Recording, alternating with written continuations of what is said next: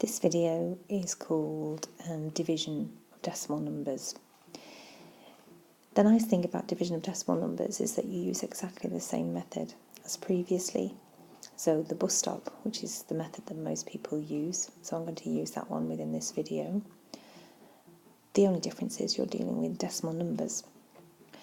The remainders have to be written as a decimal, but it's very, very similar to whole number methods where you just wake up the next column in order for you to be able to write the remainder in its decimal form. Let's look at the first one then. So the first one I'm going to say is 7.3 divided by 5. Exactly the same as whole number. The number I'm dividing by is going to go into my half box. I'm going to stretch it out to make sure I've got plenty of space so I don't get confused, and then I'm going to put the divisor, the number I'm dividing by, at the side there. I'm going to write out my 5 times table just so that I don't need to panic then, because I know it's all written out here and will help me. So 40, 45, 50. Okay, as before, I'm just going to treat a single digit because it's easier, more manageable, more efficient method of doing it accurately. So I've got 7. I need to divide it into groups of 5. Well, the closest I can get is actually 5. So that's only one group because it's the first answer in the 5 times table. And I've got remainder of 2. So 2 is going to go to the next column. Now, before I go any further, and I could have done this at the very beginning, I'm going to make sure that I put my decimal in my answer. It goes in exactly the same place as in the original question. So you can actually do that at the beginning rather than waiting until now. Okay, I'm going to look at 23. The closest I can get is 20 without going over. So that's 1, 2, 3, 4 groups.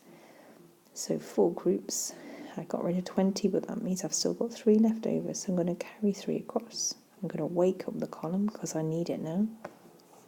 So I've got 30. Now I can get rid of all of them because 30 is there.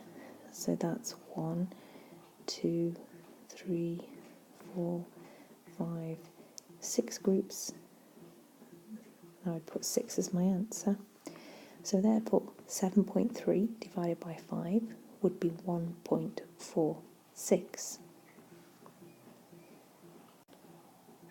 Okay, I'll show you one more. This time we're going to do 2.74 divided into groups of 9. So as before, I'm going to draw my half box. I'm going to make sure I'm spaced out so that I have plenty of room and it doesn't get confusing. So I'm going to put 2.74, that's the number I'm dividing, into the half box. And the number I'm dividing by, the divisor, goes on the outside. And that's going to be 9. Now, before I go any further, I'm actually going to put my decimal point in my answer because I know it needs to go directly above where it was in the question. And then I'm also going to prepare myself because I'm going to start writing my 9 times table, which is 9, 18. If I add 10, that would be 28, but then take 1 off because I actually only need to add 9, so that would be 27. Add 10 would be 37, but take 1 off because I was only adding 9 is 36. Then it would be 45, 54, 63, 72, 81, and 90. Okay, I am now going to go back to treating them as single digits because it's more efficient. So I'm looking at 2. Can I make any groups of 9 out of 2? Well, no, I can't because I haven't got enough. So I'm going to put 0 groups and I need to carry that 2 across. I'm then going to look at this next number because I've already put in my decimal there. I've got 27. Can I make any groups out of 27? Well, actually, I can get rid of them all into 1, 2, 3 groups. so 3 groups. There's nothing left to carry, so I would simply go on to the next digit. I have 4. Can I make any groups of 9 out of 4? Well, no, I can't. I can't make any, so I need to put a 0. Now this remainder 4 needs to pass across because I couldn't do anything with it, so I need to wake up the new column. The reason I don't need a decimal in here is because my decimal is already up at this far end, so I just need to wake up the column to pass the remainder to.